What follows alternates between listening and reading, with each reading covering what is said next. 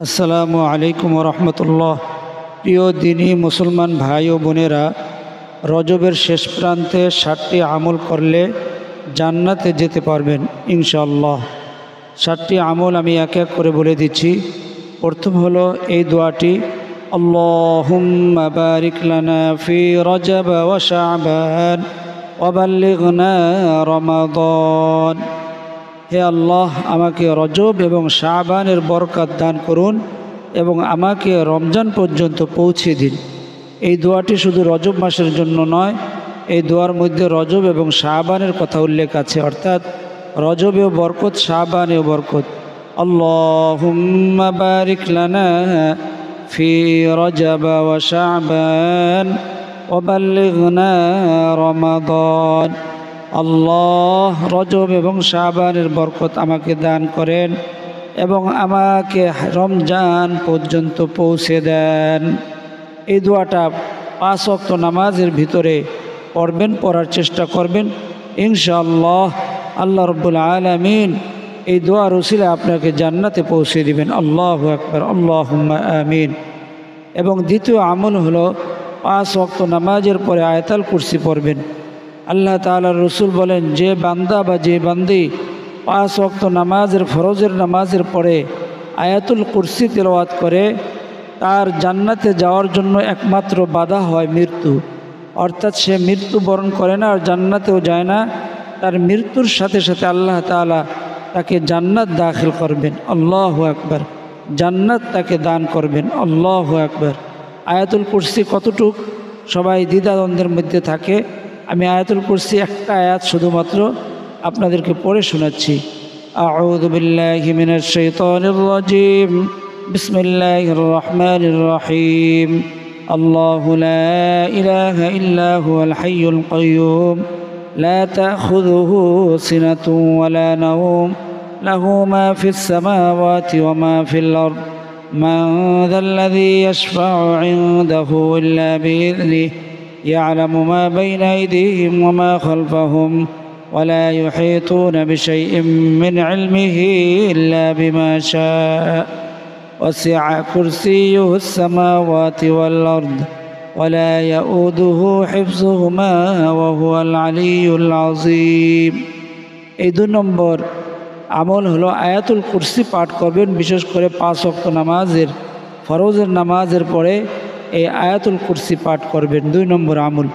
3 নম্বর আমল হলো আপনার উপর থেকে যে রোজাগুলো গত বছর ছুটে গিয়েছে সেই রোজাগুলো আপনি পালন করবেন। বিশেষ করে মা বোনদের কিছু সময় আছে যে সময় রোজা রাখা যায় না, রোজা রাখা হারাম, জায়েজ নয়। রমজানের রোজা রাখতে পারেননি, 3টা বা 5টা ছুটে গেছে, ওই রোজাটা এই রজব এবং শাবানে রাখবেন। আম্মা জান আয়েশা সিদ্দিকা রাদিয়াল্লাহু তাআলা আনহা তার ভাঙতি রোজাগুলো, অর্থাৎ গত রমজানের এই রোজাগুলো রাখতে পারেনি, এই রোজাগুলো এই রজব এবং শাবানে রাখতেন। অনেক দিন জিজ্ঞেস করার পরে বললেন যে আল্লাহ তাআলার রসুল রজব এবং শাবানে বেশি বেশি রোজা রাখতেন, এই কারণে আমিও আমার ভাঙতিগুলার রোজাগুলো রাখি। কারণ অন্য সময় যদি আমি রোজা রাখি আর আল্লাহ তাআলার রসুল আমার ঘরে আসলেন আর আমি রোজা অবস্থায় থাকলাম, এটা কেমন দেখা যায়। এই জন্য আল্লাহর রসুল রজব এবং শাবানে বেশি রোজা রাখতেন আর আমিও আল্লাহর রসুলের সাথে সাথে আমার ভাঙতিগুলো রোজাগুলো আমি রজব এবং শাবানে রেখে দিতাম। আল্লাহু আকবার। তো 3 নম্বর হলো আপনার ছুটে যাওয়া রোজাগুলো এই রজব এবং শাবানে রাখবেন। 4 নম্বর হলো বেশি বেশি দুরূদ শরীফ পাঠ করবেন।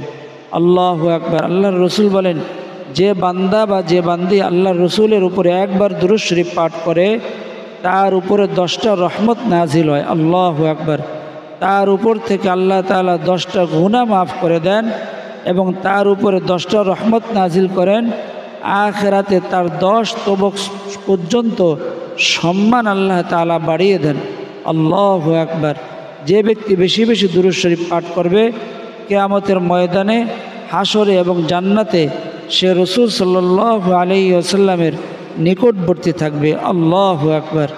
আল্লাহর রসুলের সাহাবীরা আল্লাহর রসুলের নিকটে থাকার জন্য সব সময় বেকুল থাকতেন।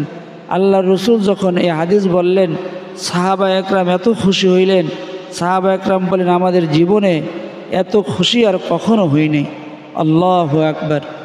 আর বেশি বেশি লা হাওলা ওয়ালা কুওয়াতা ইল্লা বিল্লাহিল আলিয়্যিল আযীম।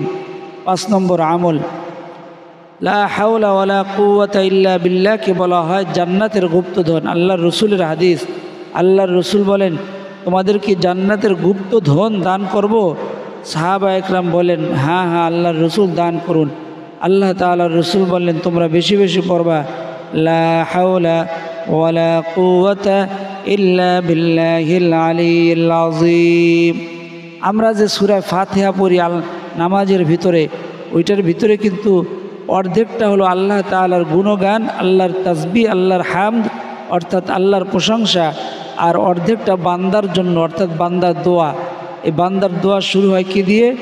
ইয়াকা না'বুদু। 7টা আয়াত, 7টার মধ্যে 3.5টা আল্লাহর জন্য আর 3.5 হইল বান্দার জন্য। আল্লাহু আকবার।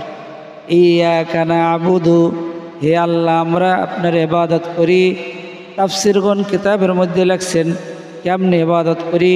সবচেয়ে উত্তম ইবাদত হলো লা ইলাহা ইল্লাল্লাহ, লা ইলাহা ইল্লাল্লাহ, আশহাদু আল্লা ইলাহা ইল্লাল্লাহ ওয়া আশহাদু আন্না মুহাম্মাদার রাসূলুল্লাহ। আল্লাহ তাআলার রাসূল বললেন, সাহাবীরা তোমাদের যখন কোনো গুনাহ হয়ে যায় তোমরা সাথে সাথে একটা নেক আমল করে নিও। সাহাবীরা বললেন, আল্লাহর রাসূল লা ইলাহা ইল্লাল্লাহ পড়া কি নেকের কাজের মধ্যে অন্তর্ভুক্ত হবে? কারণ আমরা সাথে সাথে যে নেকের কাজ করে নেব তখন আমাদের ওযু থাকে না, তখন আমাদের পয়সা থাকে না কারো কারো পকেটে, আমরা কি নেক আমল করব? আমরা যদি লা ইলাহা ইল্লাল্লাহ পড়ি তাতে কি নেক কাজ হবে?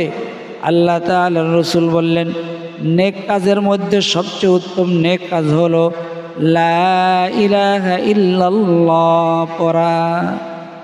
ইয়াকা না'বুদু, আল্লাহ আমরা আপনার ইবাদত করি অর্থাৎ লা ইলাহা ইল্লাল্লাহ বেশি বেশি পড়ি। ওয়া ইয়াকা নাস্তাঈন, এবং আপনার কাছে সাহায্য চাই। কিসের মাধ্যমে সাহায্য চাই? হাদিসে আসছে লা হাওলা ওয়ালা কুওয়াতা ইল্লা বিল্লাহ। এই দোয়ার মাধ্যমে আপনার কাছে সাহায্য চাই।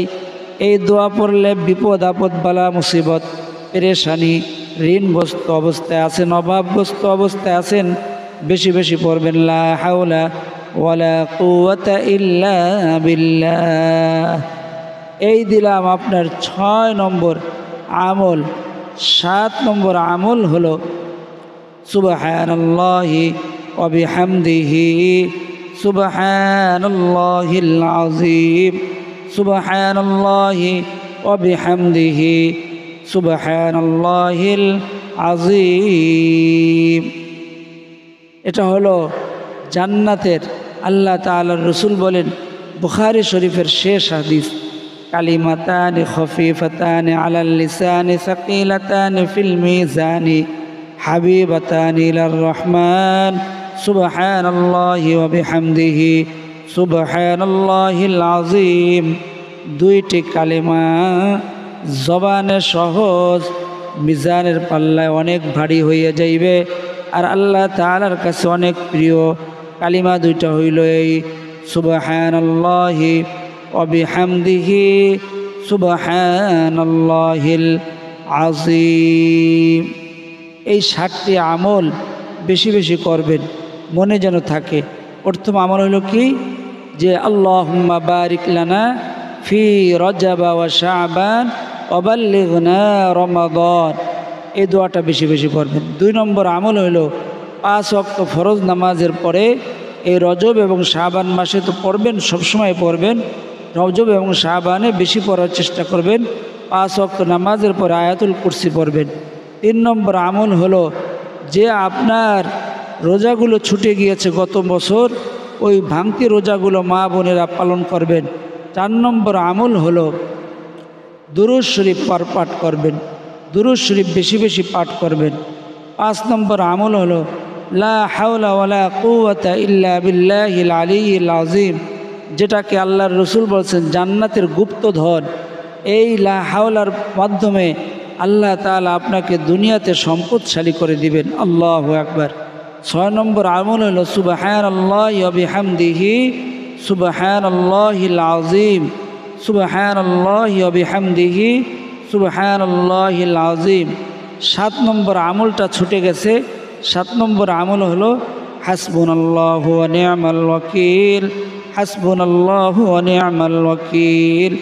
ইব্রাহিম খলিলুল্লাহকে যখন আগুনে ফেলাইয়া দেয়, প্রত্যেকটা প্রাণী সাহায্য করার জন্য বলে, এমনকি জিবরাইল আলাইহিস সালাম বলতেছে আপনি অর্ডার দেন, আমি এক পাখা দিয়ে আগুন শুধু নিভাইয়া দেব না, আপনার দুশমনকে ধ্বংস করে দেব। তখন ইব্রাহিম খলিলুল্লাহর মুখ থেকে বের হয়ে গেল হাসবুনাল্লাহু ওয়া নি'মাল ওয়াকিল। আল্লাহ আমার অভিভাবক, তিনি অভিভাবক হওয়ার জন্য আল্লাহই যথেষ্ট। যখন এটা বের হয়ে গেল, আল্লাহ বললেন কুন, হে আগুন হয়ে যাও। ফায়াকুন, কি হয়ে যাও? কুলনা ইয়া নারু কুনি বারদান, ঠান্ডা হয়ে যাও।